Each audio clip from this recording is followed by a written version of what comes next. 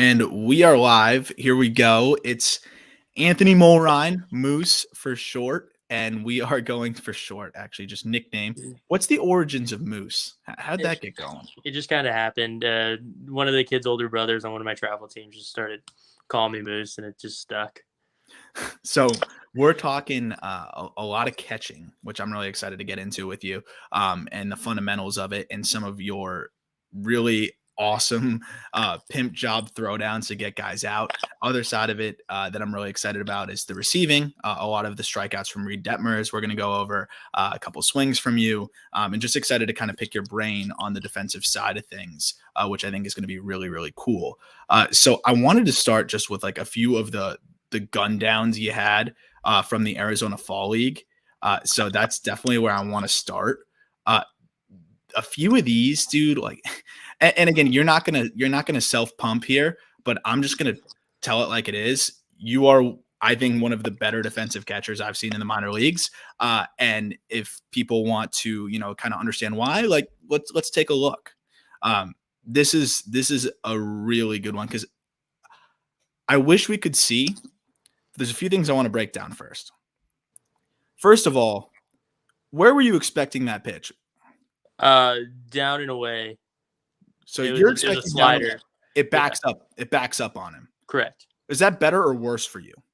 Probably better. Honestly, it's on my glove side, so I would say better. Okay, well that helps. You get to hear the ball is not even past the pitcher's mound.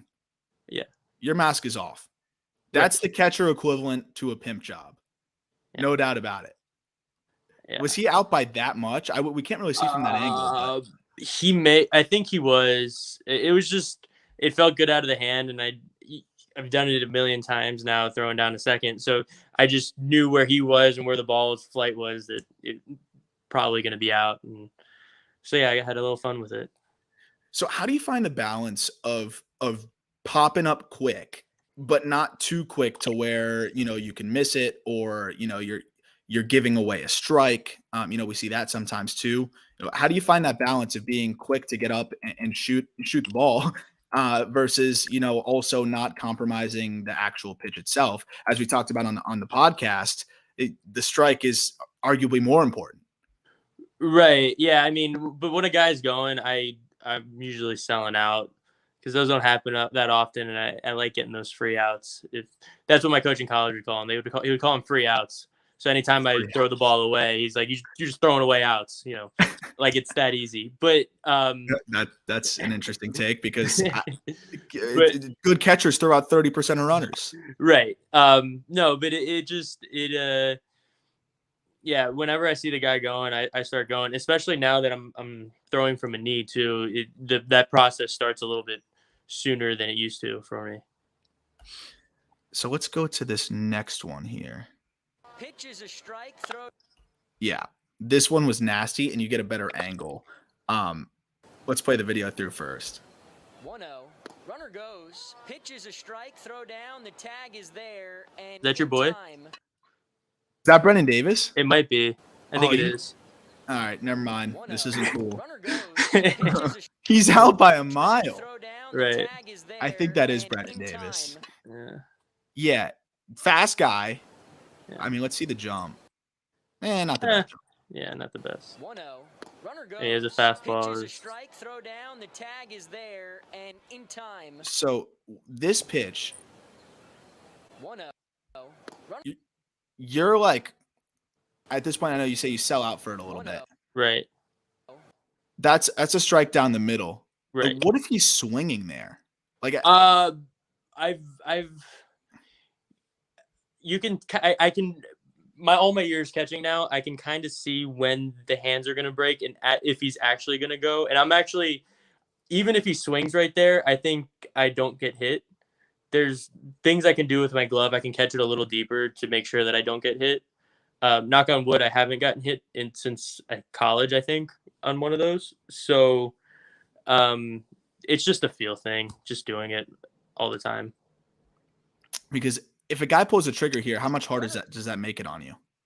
A little bit, because I have to wait that extra half second back with my glove versus he doesn't swing. So then I can take that step forward through and get an even better throw off. In the arm strength, I mean, how much time are you putting into like continuing to maintain your arm and develop your arm? Like, how much wear and tear is it behind the dish, arm wise, versus maybe another position? Because I mean, that's a seed. Right. We throw every day. I mean, I think it's the best thing about catching is you're always throwing, you're always active. It's not like an outfielder where you may make one throw a game and you're just chilling out there and then your arm is fried because you threw one as hard as you can. You hadn't thrown all day. We're throwing, our arms active, and I think that really helps for my arm health at least. That's awesome. I can't imagine from that position one more time, just getting to a point where also the footwork side of things, like how much are you working on? It's almost like surfing, right? Like Right. you talk about how like you're paddling, and it's this position of getting straight to here where you are, in a position to throw. How much are you working on like your feet there and things like that? Is that kind of just an afterthought? I think all of the ingraining of footwork growing up through, travel ball and high school, I don't even really think about it anymore. I just think I'm trying to be as athletic as possible. I'm trying to be a shortstop turning a double play.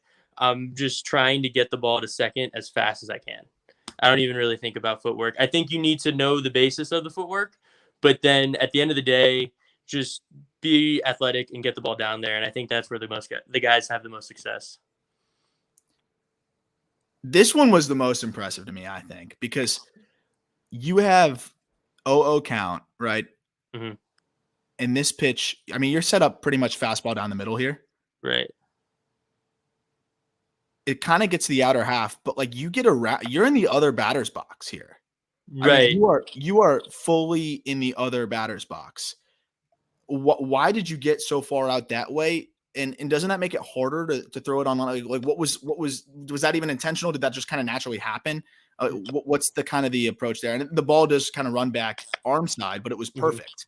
Right. What kind of walk us through that?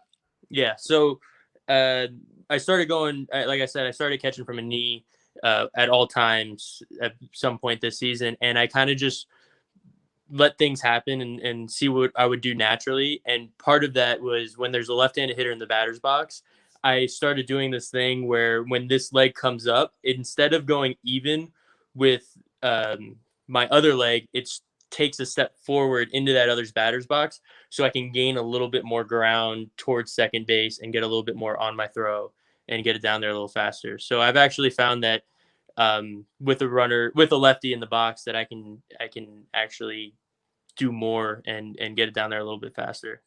So you prefer for guys to run on you when there's a lefty in the box. Right. Yeah, exactly. Because I mean, it's pretty crazy. You don't really see guys that far over. So what you're saying is it actually allows you to gain more ground. Right. Yeah. Like I'm that left foot lands at the top of the batter's box. And usually if there's a righty, I'm still behind home plate or like even with home plate, and I'm getting an extra 2 feet probably. And how much are you like working on, or is it like second nature at this point, getting like there? It's second nature. I mean, I still, when just warming up. So when you're warming up and you're just throwing on the line, a lot of guys just kind of throw to throw, but I'm working on things and trying to get quick grips and not really sitting around and just getting a 4-seam every time and messing around and trying to throw with maybe a 2-seam grip or a changeup grip and just trying to get it to go straight and true to second base.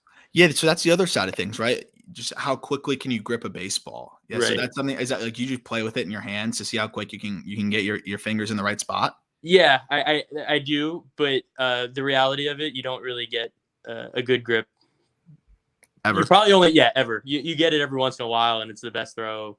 Like this one's probably a 2-seam grip because it runs crazy. But it kind of ran right into the tag. Yeah, and that's the thing. You manipulate it, and okay, I have this grip, and it's going back, so it's going to move a little bit. So now I'm going to aiming just a fraction over so that it's going to land on the bag. That's all part of it. And what about, we were talking about on the podcast, the side of things where, you're going exclusively one knee. Mm-hmm. How does that help you with the side of things of just being able to pop quicker, to get up and throw quicker? Does it make it more challenging? Does it make, and can you talk real quickly just about the pros and cons? Because I know a lot of old school people, and maybe even some up and coming, young catchers may not totally understand why people want to, or why catchers are trying to do this one leg thing, Right. or this one knee thing, I should say. I went to one knee because my receiving numbers were way better when I was on one knee. So they said, just go to a knee with runners on and you'll figure it out. Just use your athleticism.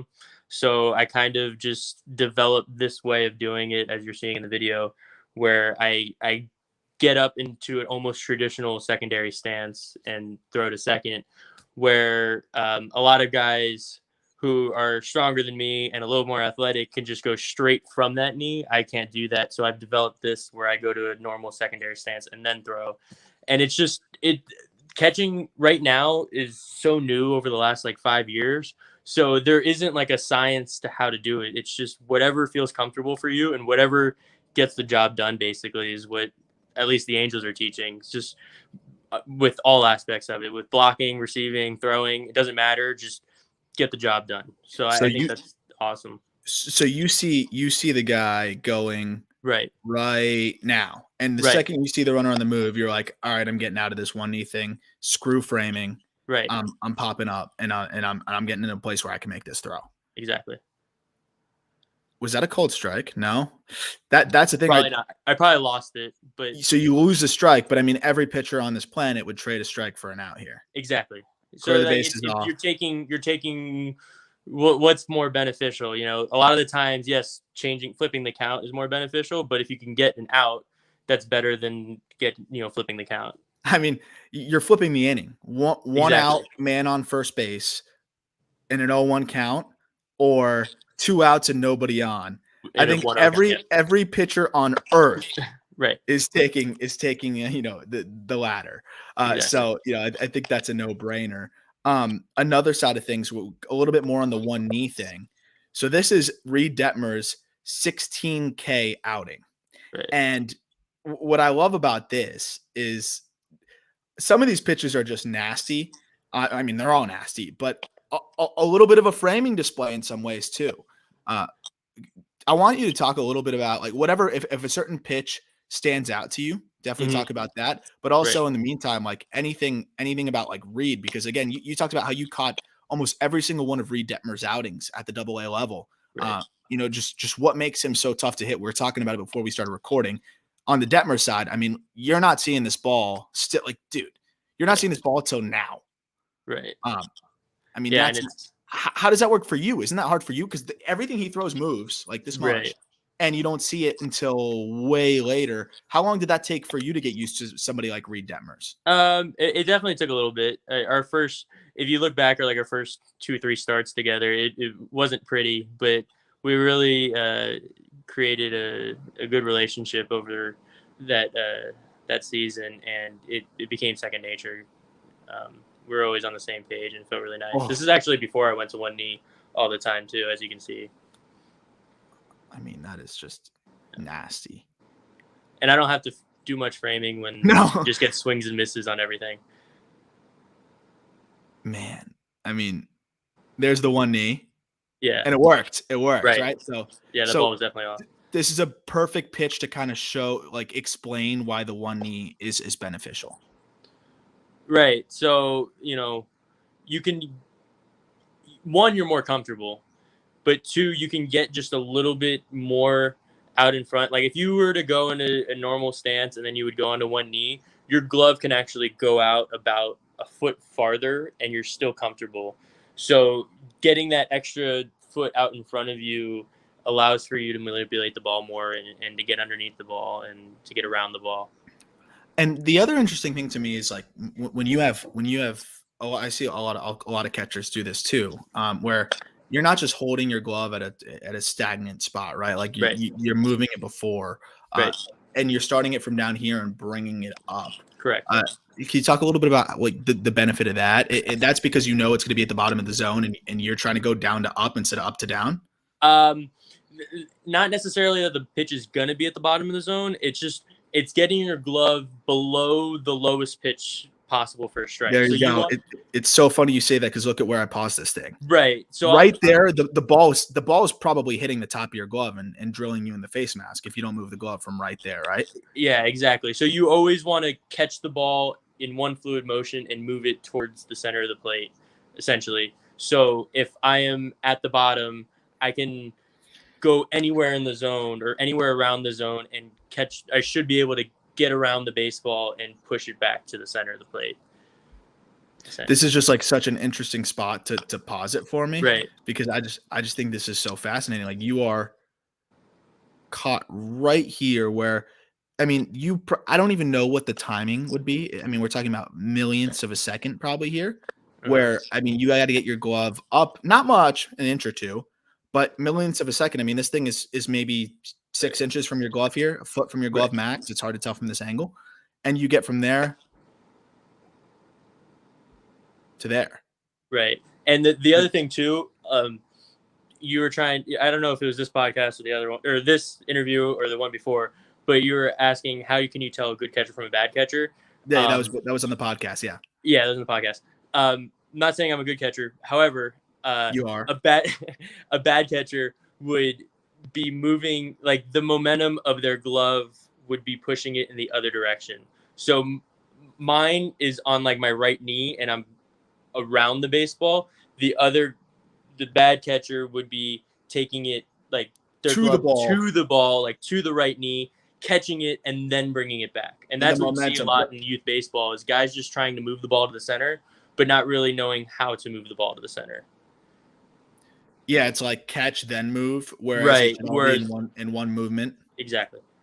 And the challenge is though, is you're probably, I mean, for you, you're way past this phase, but for young catchers, it might be difficult where you're probably struggling to actually catch it. If you're right.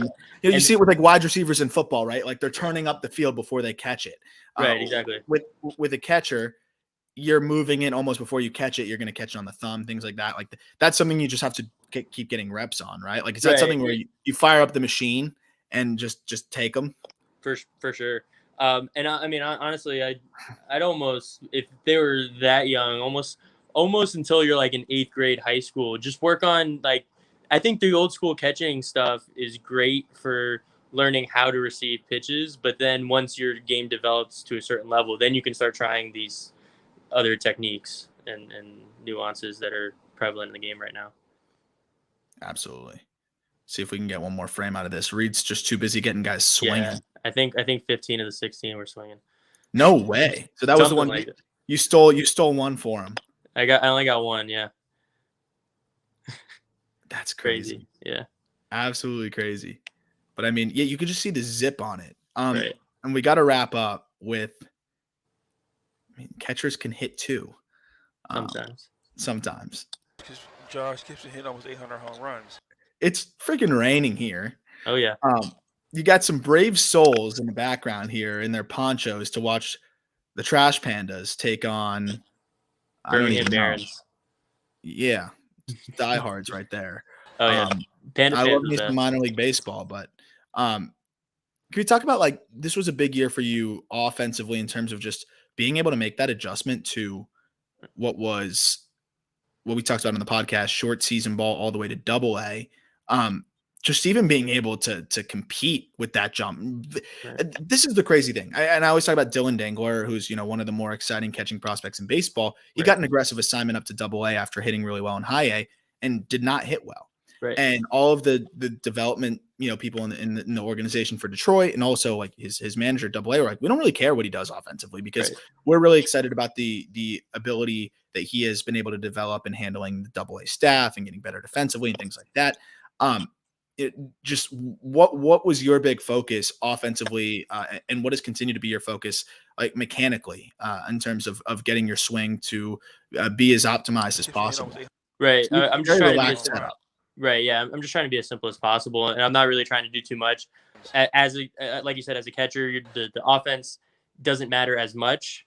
Not that it doesn't matter, but I'm not a guy that's going to hit 25 home runs, so I don't need to try to be a guy that's going to hit 25 home runs. Just staying consistent, staying mature in my approach, and just trying to hit a line drive back up the middle would be perfect.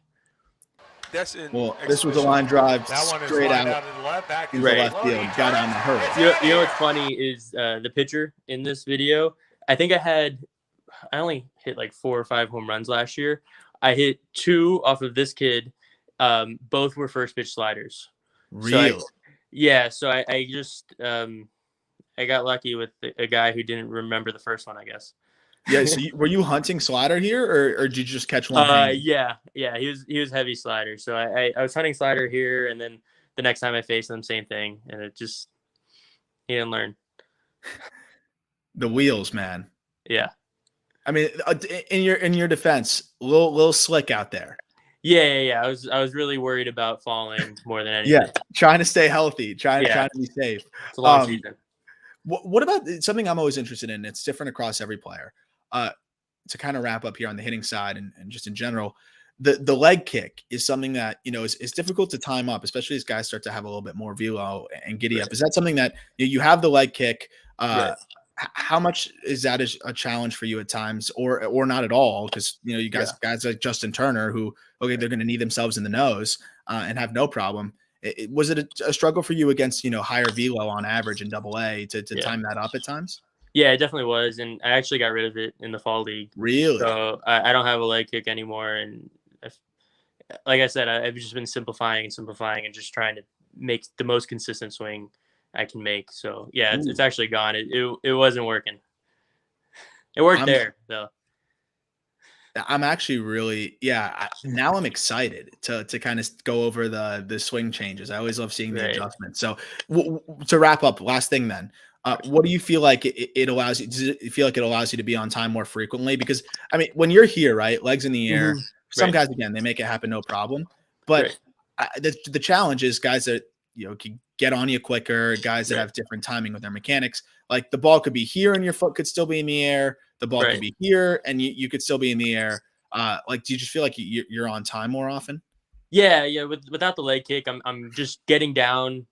My leg is getting down a lot sooner, so I'm able to make decisions a lot faster and check off on bad pitches and really make good swings on good pitches.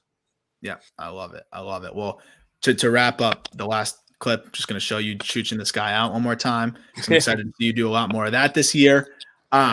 Season starts up in 1 month? 1 month. Yeah. 1 month. And you'll either be in Double-A or Triple-A. And I can't wait to watch you get off to a hot start, keep doing what you're doing behind the dish, keep making those strides and getting better and better, at the plate. And that's been fun to watch you there too. And continue to just, I just was so amazed at everything you were able to do from behind and at the plate. Just, I can't express enough how impressive that jump is for a catcher. And I can't wait to see you now do it again after being able to get your feet wet last year and have that success, as you mentioned on the podcast. But Anthony Mulrine, Angels organization, Moose, if you know him, after you meet him once, you'll probably call him Moose. Dude, thank you so much for the time. Really appreciate it. If you just saw this and didn't see the podcast first, check out the Call Up podcast, a lot more in-depth discussion about even everything from your year to conversations and catching Mike Trout's live ABs and everything in between. So thank you for tuning in, and especially thank you to Anthony Mulrine for taking the time. Thanks, Arm. Really appreciate it.